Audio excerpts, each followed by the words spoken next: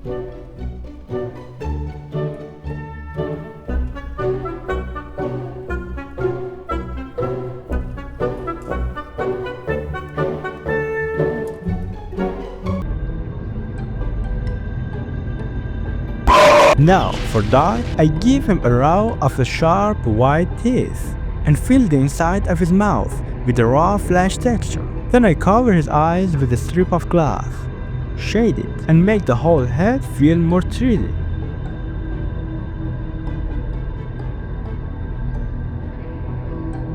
I don't forget the nose and even spots on the body. To push the horror further, I splash some red touches across CatDog's body and face. But remember, this whole nightmare is the cat's doing. So I place a knife in his hand, a little more red on the ground. Then I darken the whole scene, leaving only the center lit up. So I'll defocus.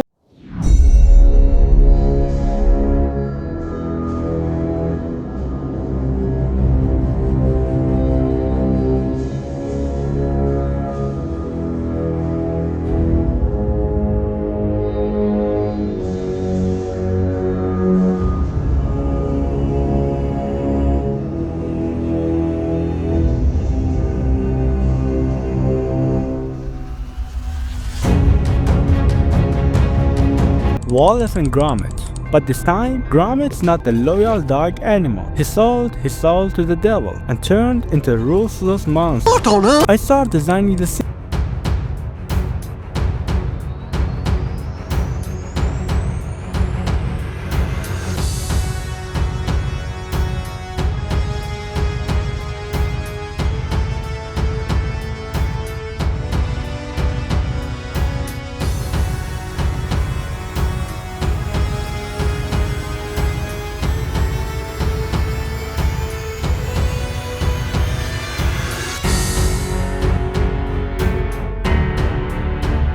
The stains around the sockets and even on the cloth itself. I smear more red around the chair and across the floor and walls. Then I separate Wallace's head from his body and drop it on the ground. Now it's Gromit's turn. I place him right behind Wallace, knife in hand, like the whole massacre was his doing. I add red touches across Gromit's body and face.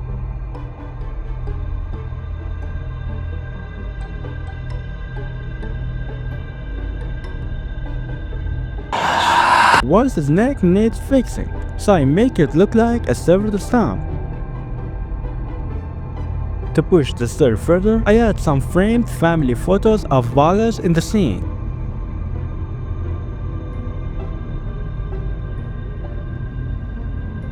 And cast shadows over them, creepy, like forgotten memories, hanging them from the ceiling with strings. On the wall, I place a vent with a bloody trail leading into it. What if someone's hidden inside there? The whole scene feels so dark, so I twist it. Why did Gromit turn out like this? What kind of sickness turned him into this monster? I darken the space more, leaving just a center lit, so I'll focus the stays on the horror. I drop in the Wallace and Gromit logo, but with a sinister twist, and add a label to finish the work. Now Gromit has become the city's nightmare, and he spares no one, not even his best friend.